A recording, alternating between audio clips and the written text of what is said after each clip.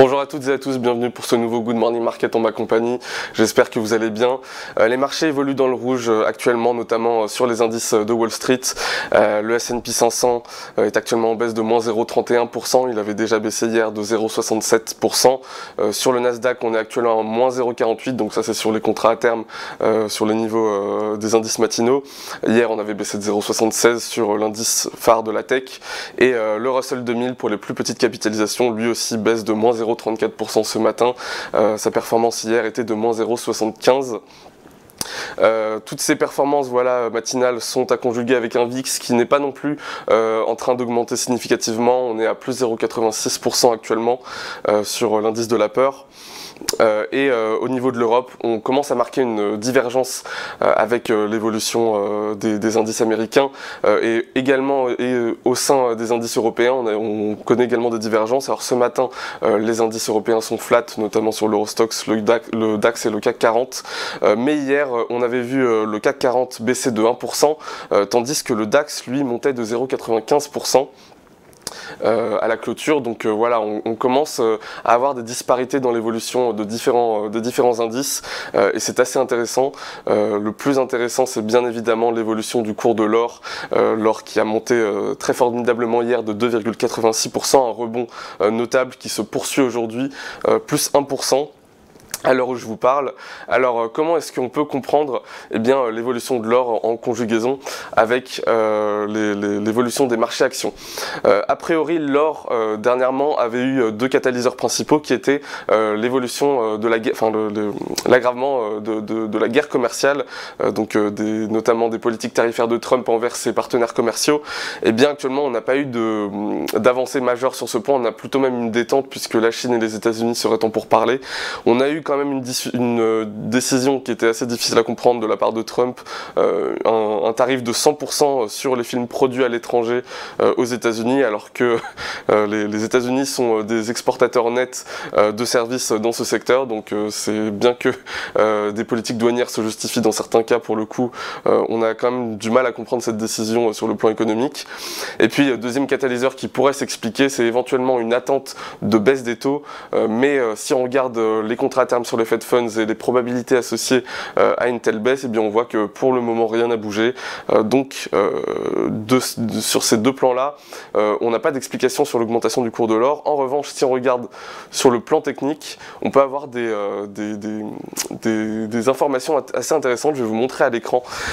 Premièrement, on va rappeler qu'on est quand même dans une situation de tension sur les marchés actions, puisque bien que le VIX a fortement redescendu depuis l'annonce des politiques tarifaires, on reste dans un VIX qui est aux alentours des 23 points, ce qui est un VIX qui traduit une tension persistante sur le marché.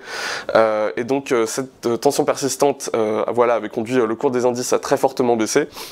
Et alors ce qui est intéressant, c'est qu'on a eu sur les indices un rebond.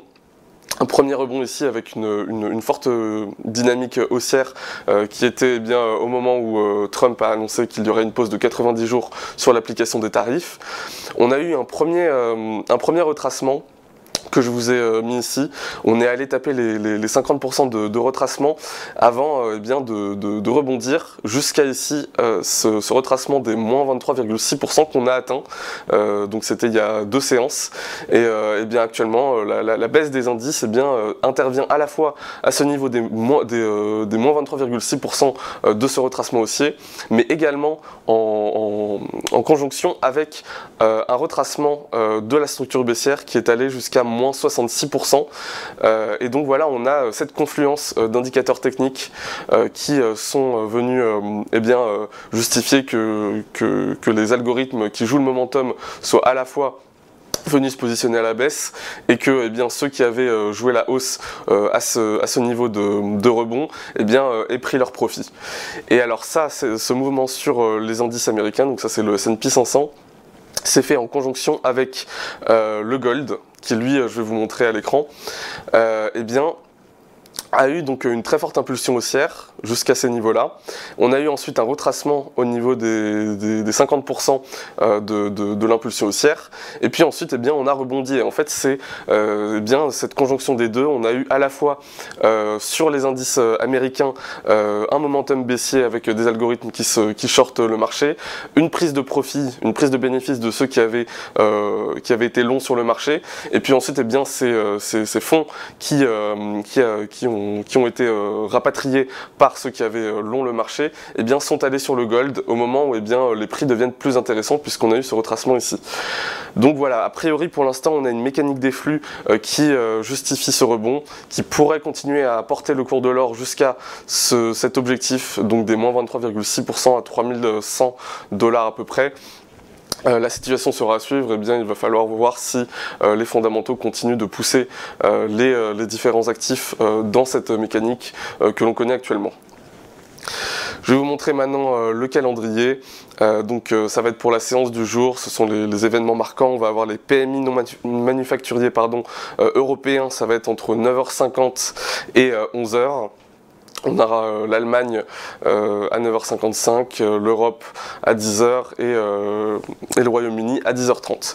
Et ensuite, deuxième indicateur majeur, la balance commerciale des États-Unis à 14h30. Et enfin, les stocks de pétrole brut à 22h40. Alors on a également un autre indicateur qu'il va falloir suivre, mais c'est directement sur le site de la Fed d'Atlanta. C'est le GDP Now pour le deuxième trimestre. C'est un indicateur qui avait été très suivi, c'est un très bon prédicteur des mouvements du PIB américain. Eh bien, on avait pour le T1 un GDP Now qui avait prédit que les importations préalables avant l'application des tarifs allaient faire baisser le PIB. Actuellement, on devrait avoir un rééquilibrage du PIB à 1,1% sur le deuxième trimestre. Donc ça paraîtra à 19h. Je vous invite à suivre cet indicateur très fortement. Voilà, ça conclut notre vidéo. J'espère qu'elle vous aura plu. Je vous invite à la commenter, à aimer la vidéo. Et je vous donne rendez-vous demain. On va faire une vidéo de préparation sur eh bien, la décision de la Réserve fédérale qui aura lieu demain soir. Je vous invite à suivre cette vidéo avec attention. Merci, au revoir.